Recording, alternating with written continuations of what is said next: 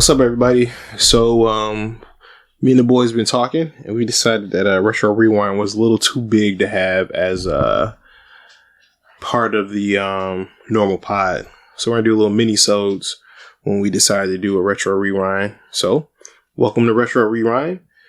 Just a little subsection that's like less than perfect. We're workshopping and see what we're gonna do with it. First things first, do a little that announcement. Plus, check us out on YouTube. We have to apologize because we had a couple errors in the first couple episodes, but we should be good now.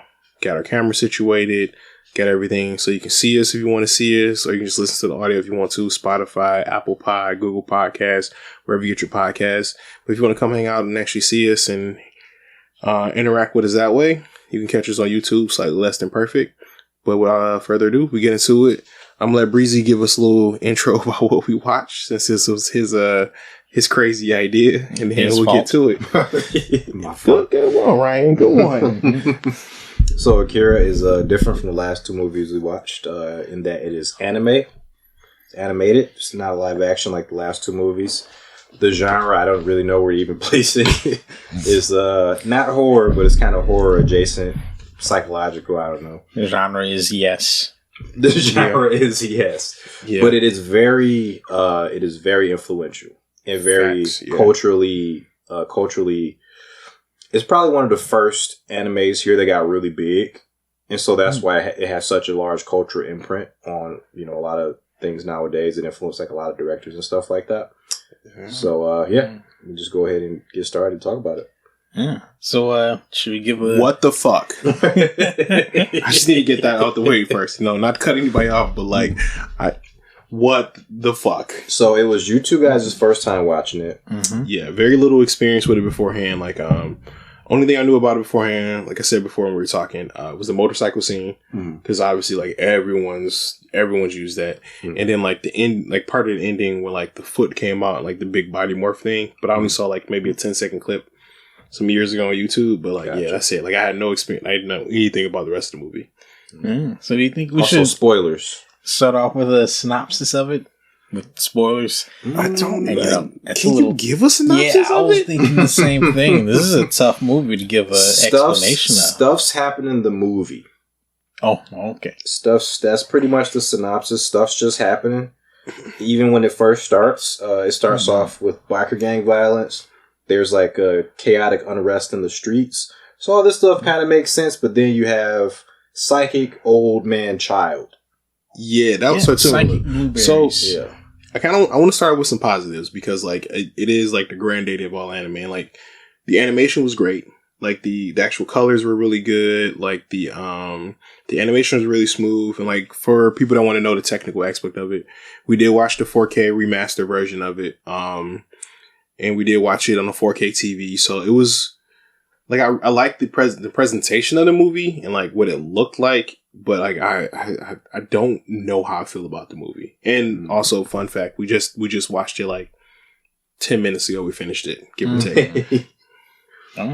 So I like to start off giving shout outs to Akira and what it's done for the anime industry. Facts. For the 30, 40 years after it came out. Yeah. Chances are there might be no DBZ and Pokemon if Akira didn't exist. No, I don't think a lot of things would exist. Because you look at that, the things that sprout it from DBZ as well. It's I think this might be the granddaddy of modern anime in the West, anyway. Yeah. So these retro rewinds have been teaching me as well. I'm pretty sure you guys too, that these old movies have billowing ramifications for everything that comes after it. Why ramifications, bro? How come? Ramifications. It's influences and ramifications. It does good things for the anime industry and it does bad things for the anime industry and the video game industry. Holy crap. Yeah, we saw a lot of FF7 in Akira. Oh man, we saw a lot of just how video games are structured. It was the perfect one. You get random shit happening and you fight God at the end. It's just the typical RPG or action game timeline where you go from saving cats and shit to ending world peace. Okay. Yeah. Well, we definitely saw a lot of things that we've seen in animes upcoming and video games upcoming. I think when we try to name them all, I think one thing that stands out to me is the final boss turning into a giant nasty meat monster.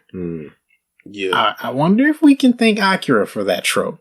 I think so, as well as like just a giant meat baby in general. Yeah, giant babies. You know, agree with like the giant meat monster final boss, but like just having giant babies in general in stuff. And just being nonsensical and just doing whatever you want at any given time.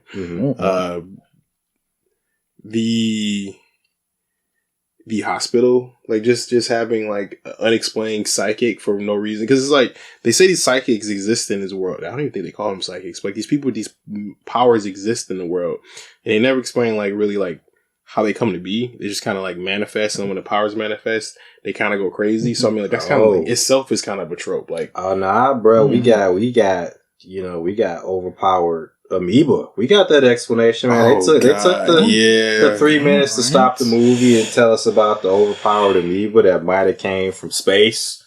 It might have started as space dust. That does that start Venom? Then is that Venom and Carnage and all of them?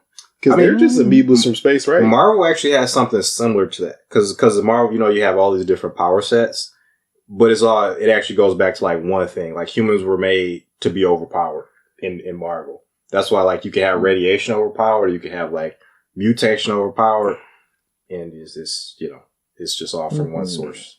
But anyway, okay, that's Marvel. All right, and then the fact, like, like the main character having a special bike, because his bike had this yellow aura that no one else has had for whatever reason. The power money. Yeah, I forgot about that. The little green lightning that came out at the beginning, and then never again. Well, it would randomly like flicker, and then it would just like, but everyone else just had like a regular, street bike, like illegal mods on it and stuff for like, to go faster or like look cool or whatever. But his was like literally like lifted up. Yeah, I'm saying too. It was damn near a Transformer. It was 2 steps away from being a Transformer. Yeah, they had like super technology on it because it was the future. 2019. Yeah, it's future of 2019. I mean, in 1984, 85 it came out. That's a long ass time away. Yeah, that's what, 30 years at that point? Our age. So, shots fired. Man, if they think the world's going to look like that in 2019, just wait till they see 2020.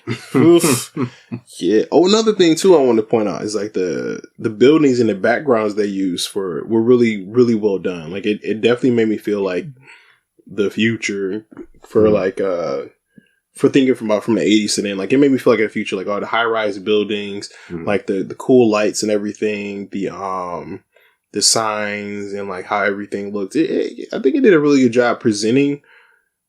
It definitely presented what it wanted to be.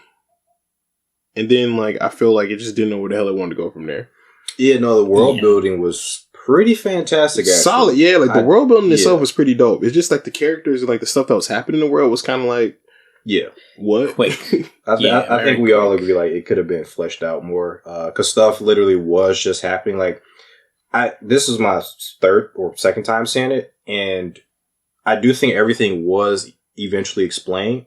But it took until the very end for you to know everything. The literal last 5 minutes. Which, the mystery part of it is fine, but I think some parts you could build up to so as not to shock. Because there's a lot of stuff we have to accept right from the start. Yeah. Like psychic stuff. Like, I didn't know to expect that. No, because they introduce you to just straight up biker gangs. So, like, it makes it like, gang versus gang stuff. Like, you maybe escalate because to, like, somebody maybe have, like, super strength or like something of that lines, but like going straight into psychics, like I feel like either you could have just introduced that right from the start, like got us prepared for that, or you could have waited till the 2nd act to start doing that stuff. Once we laid the foundation for like the terrorist stuff, the biker gang stuff, and how all this coalesces into, and even kind of how Tetsuo got his powers was like, did he get his powers from interacting with the little old dude? The little old dude, or was true. At the beginning, I wasn't sure how he got his powers too. I thought it was like a disease that could be communicated. Mm-hmm. I thought like, oh man, he interacted with the power baby. Now he's got power baby powers. But it turns out that wasn't it. Well, see, I thought it was from like him being in an explosion, like hitting his head up on the bike. and like the head trauma, because like they kept, and the reason I said this is like they made it a point to kept showing you like the bandage on his head, and like even when the bandage fell off, they showed you the bandage, and then like, he had a new bandage on his head, and like every time he was in the hospital, they made you show his big ass forehead with the bandage on it. So like I assumed it was that's kind of what it was, but that's just like my mind thinking about like film design and like, you know, just film editing or whatever you want to call it. Like that's where my mind was going, because like they kept showing it, so I was like, this got to be important. I think, but like even then, that's confusing because it's like we each watched the movie, we got three different reasons why he got his powers. I think they explained it, but I kind of wasn't listening. Like when they did explain, like when I don't know if they said anything, like when he got dropped off at the little orphanage or wherever. Remember he was a kid? Oh, the old guy took him to the So I don't know what was communicated there. Maybe. Because it kind of made you feel like that orphanage was for privileged kids or like kids that had the potential to have abilities. Mm-hmm. And like that was just like a testing facility to see like what grade of the abilities you have. So I mean like, but again, like that itself is another trope too. Mm-hmm. Like the orphanage that has like the kids with special abilities, and like some tragedy happened and like all the kids are spread out and like a couple of them are friends, and like I need to go find my friends, but I don't know what happened to them. Mm-hmm. Final Fantasy VIII. Spoilers. Xenosaga. Spoilers. No, it's I think because it has a manga, right? It does have a manga that does flesh everything out a bit more, I believe. Is it like the story itself, or like before or after? Or it's everything. It's the story. I think it's a little bit before and after, and it's like a lot more. It's a lot dark. So there's different things that happen in there in the manga story. I don't know a lot about it, but I know there's like that. Okay. Those differences in it. So it might be worth checking out the manga just to kind of get like a more of a aspect of what the fuck they were trying to do with the movie. Mm-hmm. Yeah, I mean, I'll be down to it because like I like the because one aspect I did like too is like you felt like there were a group of guys that got into some shit that was like in over their head, because like they always kind of showed you like they were like kids, or like, you know, they're kids that have been through some shit, but they're still kids, so they understand like how the world works, and kind of like, you know, their place in the world or whatever. Like they don't like authority, and like, you know, they want to try to do their own thing, but they also realize that like, oh shit, like this psychic shit, like this is not something that we need to be doing, but they still try to help their friend out, and like it was like a I liked that aspect of it, because I think they did that part well, like. But the weird part was that group of people that were the girl Kay, the group of people that she was with. I feel like they didn't go and delve too deep into them. Yeah, right. And it's like, were they? Because they kept calling them terrorists, and I get that they called them that because of like they're anti-government. But it's like I don't feel like we got enough of their side of the story to like kind of counteract that. I think we did, because remember the one dude who went. The one terrorist who returned and reported in when he was dying, the other guy, it looks like it turns out that the terrorists were being funded by an opposing part of the government. Mm-hmm. And he was, looks like he was funding them in order to make the colonel look bad so that he could oust him. But instead, the colonel just fucking pulled a coup d'etat instead. And they were also, everybody that was involved was looking for Akira, looking for the jars of Akira. Yeah, like, that was a nice twist. I did like that twist, because like, you know, everyone, because the whole time you think Akira is just like this little kid that's like, or, you know, person that's frozen in time with like these crazy psychic abilities, and you find it's like 8 jars of stuff. I thought it was like either Mother Brain or I mean, it pretty much was very similar to Genova. I was thinking Genova too. Resident Evil 8. There's a lot of Akira tropes and video games everywhere. Yeah, I mean the fact that he was in the sand pod. Yeah, the sand pod. Wow. Ahoy. Mm-hmm. Jesus. Another Akira took that. Yeah, so it's nice. It took me a second for that one, but in the Colonel been the Colonel's probably my favorite character overall, because he had he had the most. You spend the most time with him, and you get the most. He's the most fully involved character, because at first you take him as like this dickhead, right? That's trying to like take this kid. He's shaped like one too. Yeah. He takes his friend in the middle of the night, like stomps everybody else out, throws him in jail, he takes their friend to like do this experimentation on them.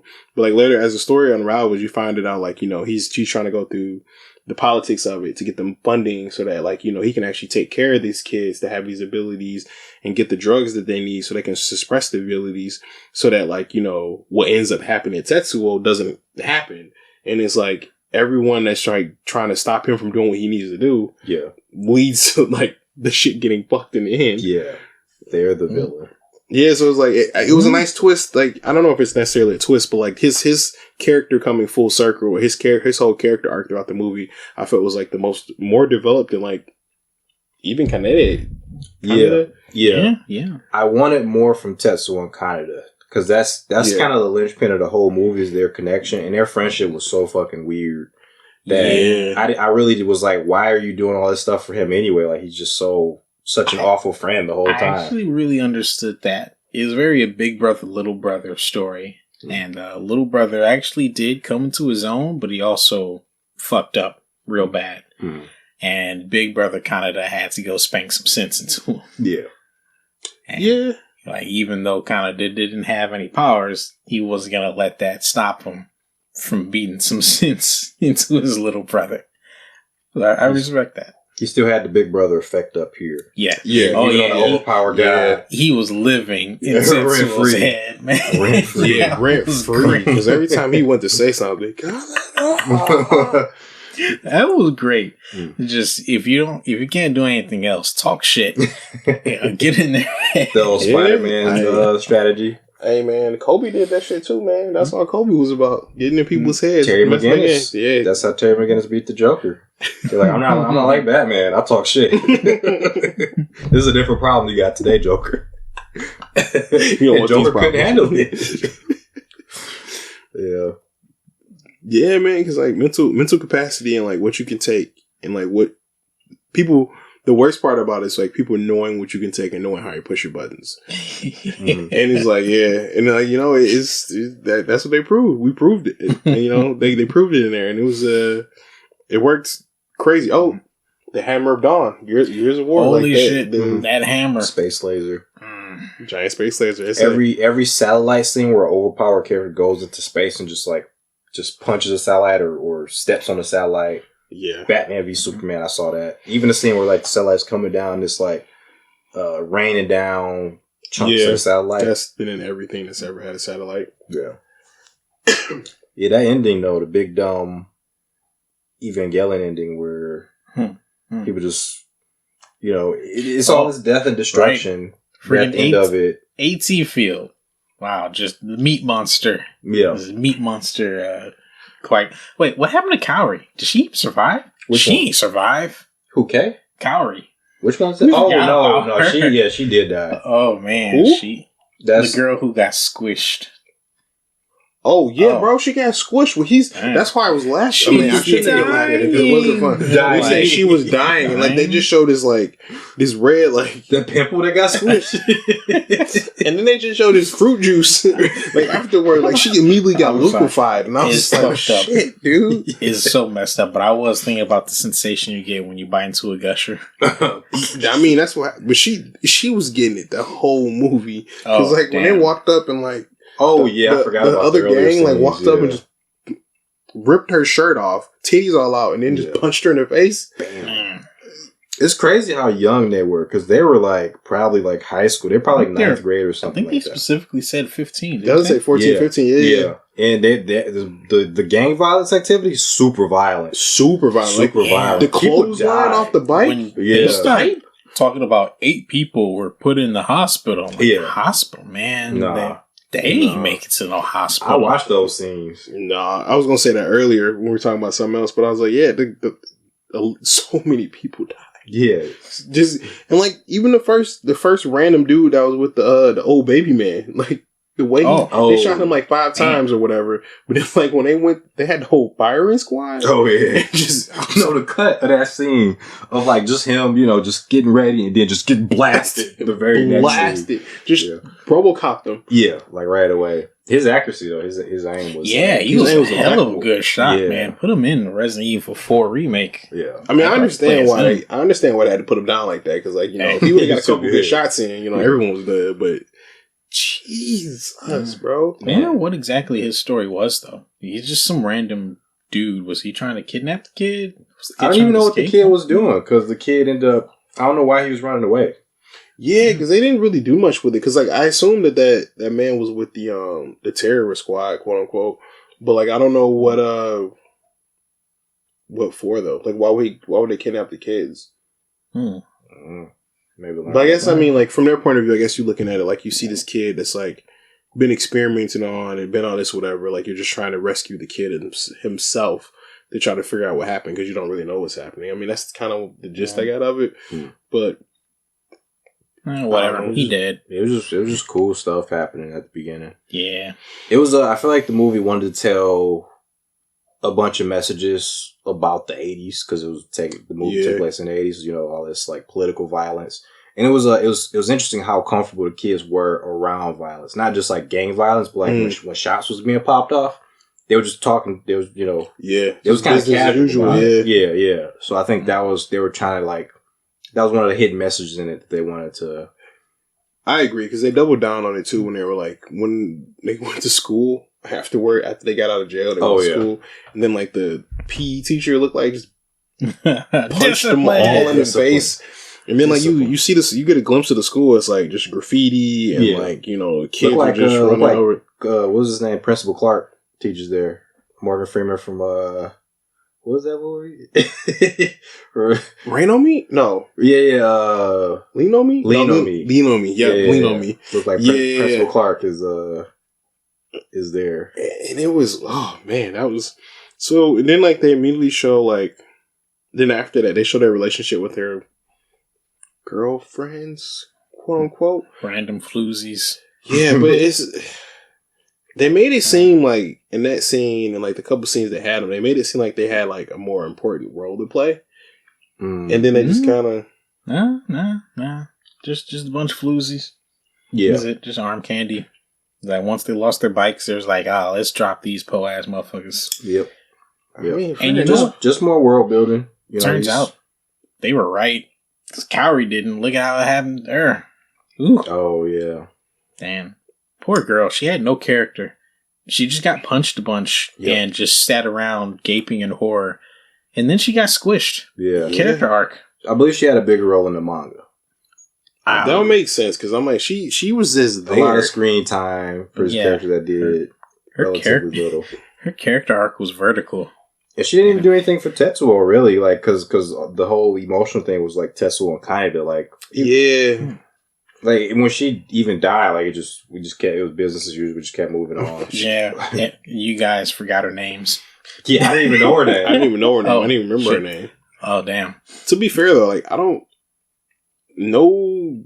Besides the Colonel, none of the characters really stood out to me because they kind of just seemed to be like part of the story moving forward. Mm-hmm. The Colonel seems like the main character because like he was the one like moving the plot forward or trying to figure out. But I mean, he had all the answers. Like we didn't have the answers, but he had all the answers. It would have been better if he was trying to move the scene. Was about him, honestly, because Kaneda, he had a connection to Tetsuo, but really he just did main character stuff and had.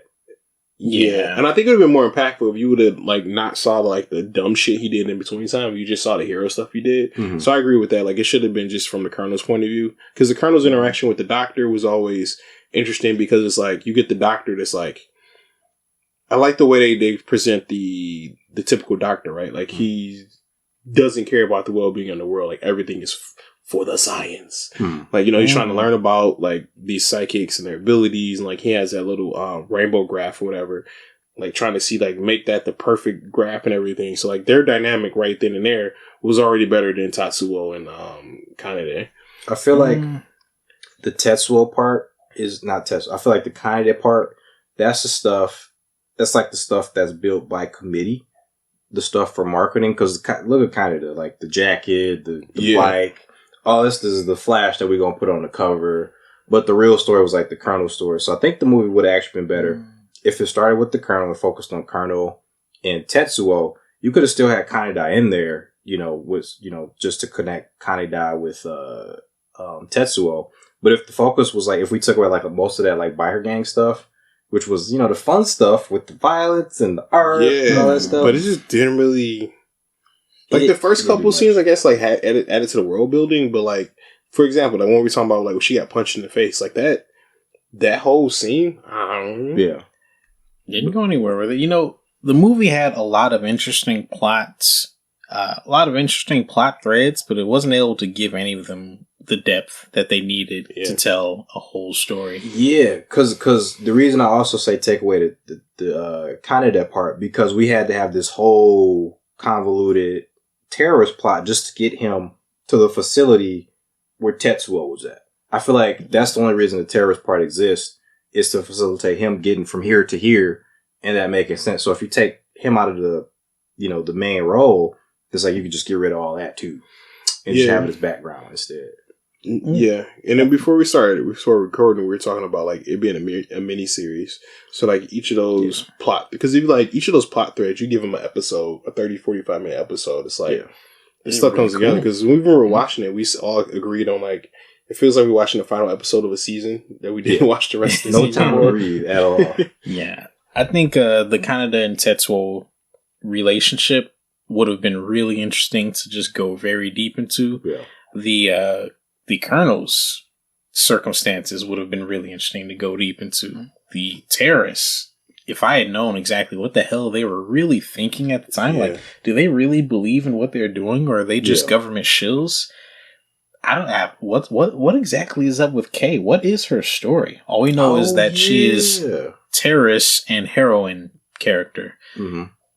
I don't even know what side she's actually on. Yeah. What's up with the kids too? Where'd they come in at this from? And Akira, of course. Is he just Jesus? I think he was on a quarrel with Jesus. He was a character that died, and he was like pre-Tetsuo. Tetsuo. Yeah, it's like all of those threads would have been an anime in its own right. I feel like the Akira anime already has an anime. It's called Mob Psycho. But anyway, facts. All of that would have been 100% AAA material for its own arc, miniseries, whatever you want to call it. It's unfortunate that it was all stuffed into a... How long was this movie? 2 hours Man, and 4 it felt minutes. like 2 hours and 40? 4 minutes. 2 hours and 4 minutes. Yeah, I looked it up because like at one point I was just like, I don't know where this... There was no story progression, so I'm like, how long is this movie? Yeah, I felt the full 2 hours. I like the art, but I felt the full... Yeah, and it's like, that's always kind of disappointing too. Like so I feel like that's the telltale sign of a good movie too. Because like if you can watch a movie for 2.5, 3 hours and it doesn't feel like 3 hours, that means they did a good job. But like when you watch the movie for 2 hours and it feels like 2-3 hours, yeah. So I mentioned last time with the last movies we watched, Chewing the Fat. Yeah. Mm-hmm. And to a certain degree I liked it in here. World building is good, but it does have to accomplish something. Yep. So to that degree, I feel like I was really, as I was watching this, I was like, damn, I'm glad modern movies are more concise now with everything. Yeah, I agree, man. Because obviously my opinions on The Thing and what was the other one? Body Snatchers. Invasion of the Body Snatchers. Because I was a lot harder on Invasion of the Body Snatchers about Chewing the Fat. But like this movie too, like you said, like it didn't do anything. Because even at the starts that I was like butthurt with Invasion of the Body Snatchers, like it did achieve some point, or like, it got you somewhere with it. But in Akira, it was just stuff happening for longer periods of time. And I'm like, bruh, just go, please go to the next scene.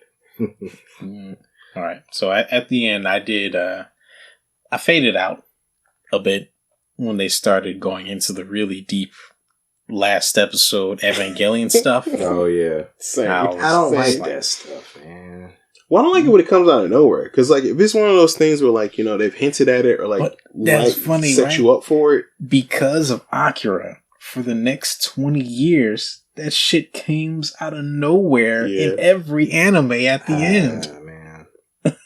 Yeah. I don't like dreamscapes when we naked and we gotta like think about stuff, think about our friendships when we were younger. Congratulations, Breezy. Congratulations. Yeah. Congratulations. No, I agree with that. Because it's just, it's so dead. But it's like, I feel like just in anime and manga and all the just Eastern media in general, though, like friendships have a very different meaning than they do in Western. Because I'm like, for like the stuff like, for example, that Kay was on this movie, like, bro, I've known you for like a day. I'm not about to fight for my life for you after knowing you for a day. Like, you guys, when you get into some anime isekai shit or whatever, of course I'm gonna fight for my life fight for you guys' life. But if we just random dude I meet tomorrow, I'm not fighting for my life for that guy. Oh, yeah. He was just thirsty, bro. Yeah, he was pretty super damn thirsty. He was, but she was doing stuff for him too, and I was like, why? But it's just like across anime in general, though. Like, a character will meet the main character, and like they could completely change their entire motivations in life after like 24 hours with this person. I'm like, bruh, that's just not how life works. You gotta have a senpai. This does feel like a very abridged miniseries anyway. So it does. Maybe it was 2 hours for us, but it was probably like 2 or 3 months for them. Oh, for those characters? Yeah. Yeah, I mean, perhaps. I don't know the time progression at all. Yeah, time progression didn't let you know what was happening. I just assumed it was like a day-night cycle. So whenever it was day, it was a day. And when it was night, it was the same night. So like that's what I assumed anyway. Give or take for the movie? I don't know. Shit may have happened in 2-3 days. Yeah, who knows? That's true. They went through a lot. A lot happened. A lot did happen. Stuff did happen. How that stuff happened, I couldn't tell you. Yeah. Informative podcast episode. Yeah, but this is probably the worst review we'll ever do, because I don't know how to. Like, that's how the damn movie is, man. Yeah. I don't even know how to rank this. Like, because I did, to some degrees, I did enjoy it. I guess more or less I appreciate knowing where everything came from, because like, no matter what anime or manga you read or anything, like something was taken from Akira at some point, like a clip, a scene, a story arc, something comes back to this. So it's like, I appreciate it for what it's done. I would throw this in the category with Star Wars and like D&D. Like, I appreciate what you did, but I don't know, bro. You know, there's this other channel that does reviews of natural and man-made disasters, and he has both a disaster scale and a legacy scale. On Akira, for the legacy scale, I'd give it a 10 out of 10. 100%. Agree. Almost everything that came after Akira for the next 20, 25 years and even afterwards definitely pulled a lot of stuff from what Akira did in the storytelling and the cinematic writing. As for the quality of Akira, I'm going to have to give it like a 7 or an 8. Because it was very rushed in storytelling. They had a lot of stuff to say, and they didn't have a lot of time to say it. It really should have been either an anime series or a miniseries.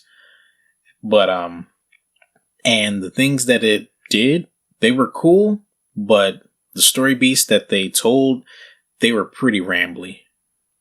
Yeah. A lot of stuff stayed on the screen for a while. Quite a while. Yeah. You gave it more than I would give it a 6. And mostly because of like the cinematography of it. Like, I do think the cinematography was great. Like the scenes themselves, like they were a little bit long, but they were shot well, and like they made you feel like the intensity or like whatever emotion they're trying to convey. They did it absolutely. Well, killer storyboard. Killer storyboards. Like the backdrops looked amazing. Like even the character design I thought were pretty cool too. Like, you know, the creepy kids made me uncomfortable. Like, I think everything, all that stuff, all the pieces were there. Call them little politicians. Little politicians. But I just think it wasn't enough connective tissue to make it like push it over there. So like my final, I gave it 6. I guess 6.5 if I want to be generous. But like, yeah.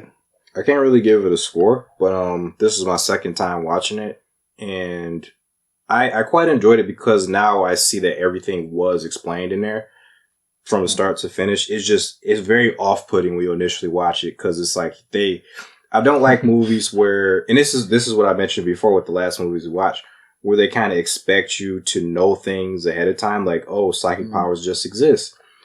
That's a big premise to buy, especially like in the 80s. Like, you gotta kind of like, you know, you gotta ease us into that. And your psychic powers are like a little bit different. Like they kind of got everything. So, you know, they got teleportation even. So it's like, if you want us to buy into that premise, you really have to put us in there, at least invest more time into it. But by the end of it, everything did have its place. And I felt okay about everything that came before once I got to the finish line of it. But just kind of watching y'all's like reaction to it was priceless because it was like just either blank stares. It was like dead silence for most of the movie, and you guys were just contemplating everything. And I didn't want to say anything, but I had to because it was just so funny when they stopped the movie to explain the movie, everything. What, the amoebas? The amoebas, yeah. Which was she tried to position it as this might be the case, this isn't the plot, but it is the plot. And the fact that it was this 15-year-old girl giving us this whole synopsis on this reach in terms of. So to me, that felt like they not play tested, but they screened the movie, and then people were just like, "What the fuck?" And the director or whoever producer was just like, lore dump. We gotta explain to people because they don't know what the fuck's happening. You ever the original meaning behind Deus Ex Machina? I don't know the OG of it. Okay, so the OG meaning is there'd be this stage play where they drop this one character in who basically they either fix everything or just explain the whole thing. So it's literally a god in a machine who comes out and they give you the mechanics, everything, how everything works. And that was that moment. And I don't know if Psychic Lady was working through her. I think she was because that's when I said she got the eyeshadow now. Okay. And Ryan said that she had that the last time she was talking through her. Gotcha. But I was okay with it. With the second watch, it was okay, you guys explained everything. I would have liked a better pace, of course. Right. But it wasn't. It was a chaotic mess. It was a beautiful mess. It was a beautiful chaotic mess. What was that? What did they say in that death scene in Face Day Night? A beautiful mural. Yeah, you turned into a beautiful mural on the floor. Yes, that's what it is. A beautiful mural. It is because it's absolute fucking chaos. But I did fully enjoy the ride that I was on. I mean, it went up, left, right, center, corner, shift. Yeah. I'd watch the anime. Yeah. I watched the full anime. I'd watch the full anime. Which I'm really surprised that there hasn't been so what do you think? Before we get out of here, last question. What do you think the reason is behind why they haven't done it? Do you think it's one of those things since it is such a legacy piece, no one has the balls to fuck around with it? Or it's there's got to be some kind of legal reasons. That's the only thing I can think of. Because this is a gold mine. This would be their era's Gundam, where there'd just be a billion of them. You know, it's I think because it's a cultural thing, right? It's a cultural icon, but for old taku, if they put this back out, it wouldn't be this huge phenomenon, but it's a couple old taku go out. I disagree. I disagree with that. I think if you presented this, I'm thinking about what happened to JoJo's. Look at what happened when they re-released JoJo's. That's man. Different. I don't. You telling me so? I think it's the same. 10 episodes, 10 or 12 episodes, a season. Not even that. Give it a 6-episode miniseries, hour longs each. Yeah. Of Akira. But we got it, but better. Everything that came after is way better. That's true. That's true. That's true. It looks good. It's pretty. Well, it's futuristic dystopia with psychic powers. I've seen everything it does way better than everything. I'm just saying fully fleshed out, not necessarily a remaster, but let's say we got it right, and we just take all the plot points, everything we just talked about, we completely flesh everything out in 6 episodes, 7 episodes. How do you think it would do?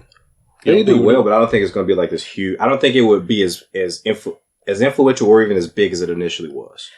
I'm thinking take the plot of Akira and give it a Trigun-esque anime. How so? Trigun. Okay, let's first off, let's be honest, right? Trigun is a little piece of Akira. A little broken off piece of Akira, very fleshed out very well. Very well, yeah.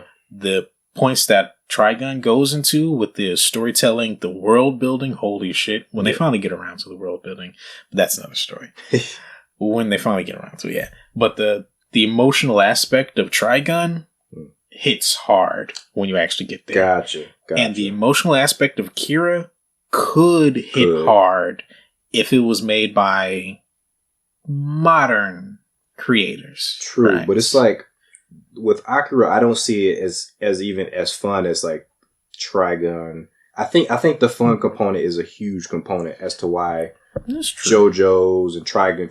I agree with that, but I think the fun components were there. We just didn't get enough of them. Like, just Kanade being there, like his existence, like him just being down bad and super thirsty. Like, you can do a lot. Because, I mean, Vash was... And a dickish big brother.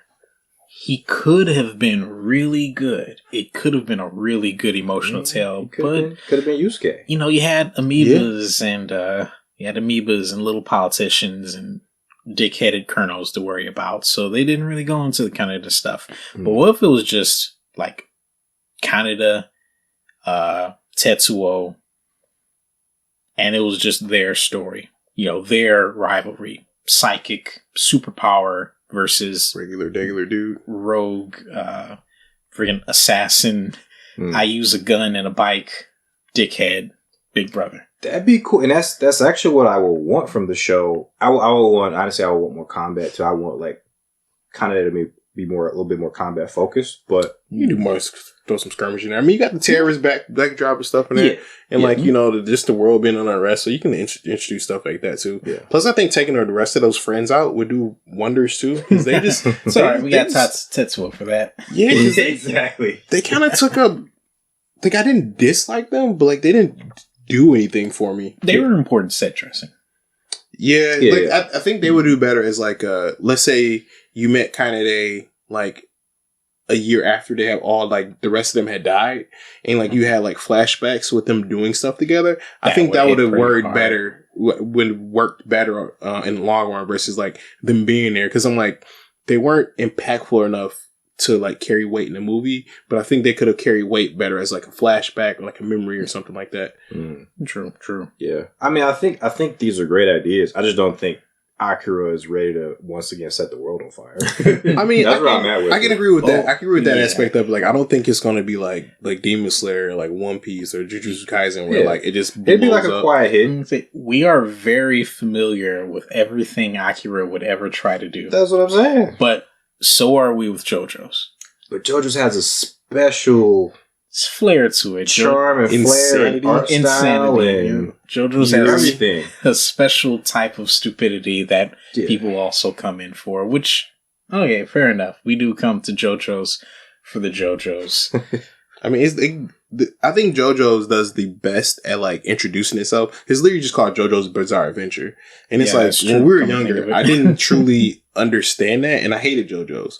But like after getting older and just realizing like they told you it's a bizarre adventure, and just go along for this bizarre ass ride. And once you do, it's bizarre. It's a bizarre fun time though. Yeah, I think Akira also has a live action coming out, if I'm not mistaken. I could be very much mistaken about that, but that can go many ways. Yeah, but because I think whoever was doing it, something happened. I think Netflix was is it still a Western live action? I think it was a Western. It is. Wasn't it the guy who did was it Ryan Gosling in it, or I could be completely making that up, but I think it's John Cho. No, not John Cho. John Cho. You see him as Spike? I didn't see him as Spike. I refused to. I didn't. I heard horrible things about There's one scene I want to show you guys once we're done with the podcast with Radical Edward. Oh no. Oh no. Because I mean, that's Spike. That's what you're talking about. Yeah. Oh, because I mean, I'm already. Why do you bring that up? He said John Cho. No, I mean the live action. This isn't fair, man. You can't muddy this conversation by bringing up that. Yeah, well, I'm already heartbroken anyway because the same team that's doing my One Piece live action. And the only saving grace I have with the live action One Piece is that Oda oversaw the script, he helped with the set pieces, and he picked the cast. So it's like, and the cast, looking at the cast looks the part. And like the tweets they've sent out and like the things that they have done to like do research, whatever, I'm like really excited for. Like they've all bought the manga, they've all been reading the manga, not watching anime specifically. They've been reading the manga, and like the guy's playing Zoro. He's been like in the gym the entire time. Like the dude is playing Luffy. He wearing shoes now. I'm sorry, what? You can't go around with Luffy wearing shoes. Hold up. For practical reasons. Yeah. I don't give a fuck. Yeah. Get those shit off. I want to see those toes. His personality, though, like when you see him in videos and stuff, mm-hmm. is very, very much Luffy-like. But the thing that terrifies me, though, is that they're doing 8 episodes and it goes to the Arlong arc. That's fair, I think. I think that's fair. I'm terrified of what Arlong's going to look about on that budget. Could you? That's what terrifies me. Arlong already kind of looks rough. It's hard to draw Arlong. Come on, yo. He's terrifying. But I'm saying, like, put Arlong in 3D with CG. That's what I'm saying. The nose has already been flat. There's actually a really cool character I'd like to show you guys from the League of Legends card game called Jack the Winner. He's a shark man. He's a very good looking CG shark man. I'll show you guys. It'd be cool if Arlong looked like that. His nose is hard to get down, even in 2D. So in 3D, let's just simplify it. I don't know. We're gonna see. Just, I'm gonna suffer through that one, but on the nose, rib for your pleasure. Mm-hmm. Yeah, I'm gonna suffer through it because, like, as a One Piece fanboy, like, I'm gonna have to like watch it just because I have to. But I mean, whatever. All right. Final thoughts on Akira? Insanity. Control chaos.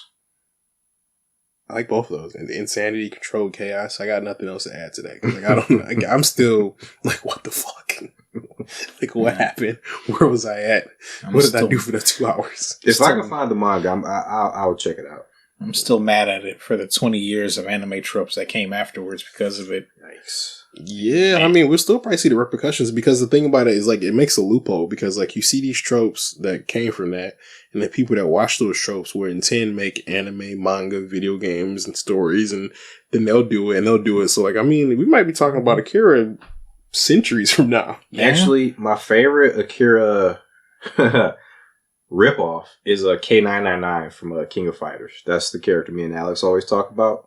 Who's literally they had to take him out the game. Oh right, yeah. Now I see it. It was that level of plagiarism that they had to take this character out of the game. They eventually they changed him completely into like a different but similar character. But then they recently put him back in the game. They just kind of changed it up a little bit so it's not as just enough so I can Tetsuo just in public domain now. That's all.